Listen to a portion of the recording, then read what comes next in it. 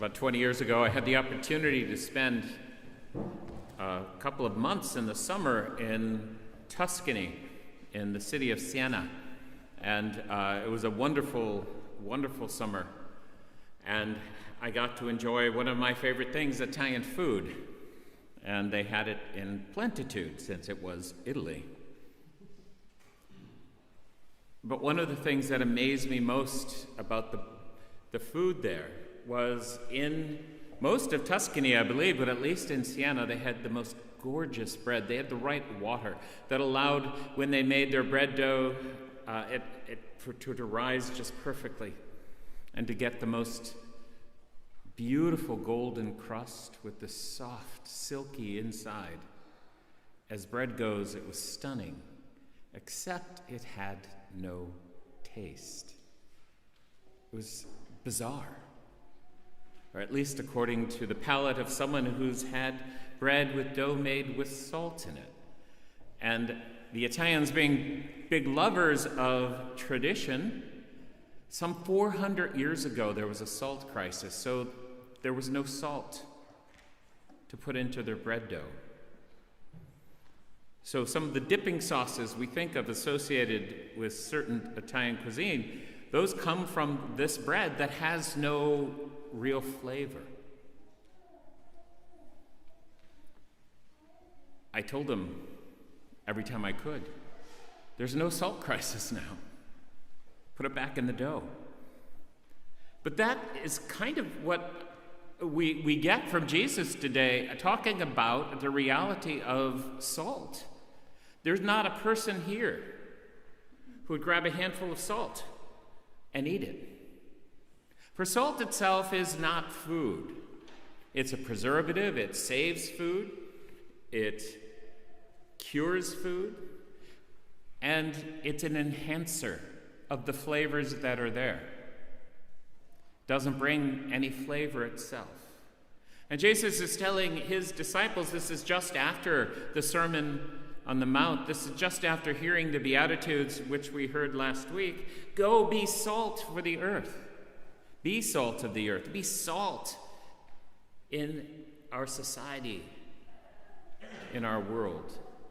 Be the ones that enhance the mission. For in fact, we know that when one takes salt and mixes into dough or adds it to a recipe, it kind of disappears. And it does its work in the midst of that which is made. In some sense, it loses itself. Be light for the world, Jesus goes on to say. Light in and of itself is nothing, but what it does for our ability to see other things is transcendent. If we've ever been in total darkness, sat in a windowless room without light, one understands how quickly one can become disoriented. But if you become the light for someone else, someone who is disoriented or lost, then you are in your own way important, but mostly you're shining light onto other truths, other realities, so that they can make their way. Jesus is calling his disciples today to be salt and light, to be those agents of transformation that are in and of themselves less important than that which they help, that which they transform, that which they bring to something new. Isaiah, in the Old Testament reading today, is calling his people to be light for the nations. He's actually picking up here in 2nd Isaiah something that the first prophet in the earlier part of the book wrote about being light for the nations, and in an attempt to help clarify what is meant, what that might look like to be light. He reminds them that when somebody is hungry and you give them bread, when somebody is without shelter and you give them a place to live, when somebody is naked and you give them clothes, you have become light. For in seeing your action, they begin to see the very love of God. We know that in order to be light, to be salt, we have to walk as one with God. We can't just put it on as a fake act, but we have to become ever more aligned with the ways of God, the will of God, the desire of God for us and for our world. And that requires us to enter into a relationship of prayer.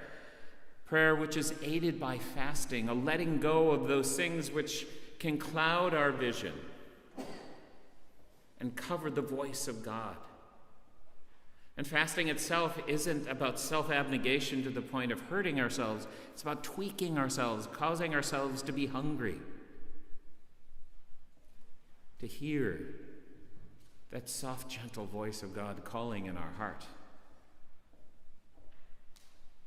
to help us to see the needs around us. For in fact, fasting in prayer leads us to being able to act more fully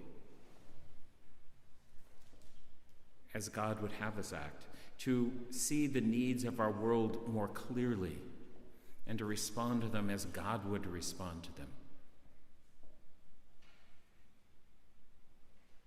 To be salt and light is to be as Christ was, losing ourselves ever more fully, so that the fullness of the witness to God can be clearer and cleaner, tastier, brighter. St. Paul announces to the Corinthians a very simple truth, which is a stumbling block to many, foolish to the philosophical. I preach Christ crucified, that our salvation came through the self-giving of Jesus himself. Our participation in the life of God will call us to be ever more self-giving, self-donating. When we become salt and we allow ourselves to see the needs of our world, our society, our country, and we begin to act as God would act, we become more Christ-like. And we give of ourselves, and we lose ourselves, and we disappear. A little bit more, the deeper we get into prayer, and the more fully we unite ourselves with the love of God. Today, as we approach the altar, as we say yes to the crucified one who feeds us, that we might have life, let us ask God for the strength to ask to be a little saltier, to be a little brighter, to burn more fully with God's love, to lose ourselves so that God may shine forth through us.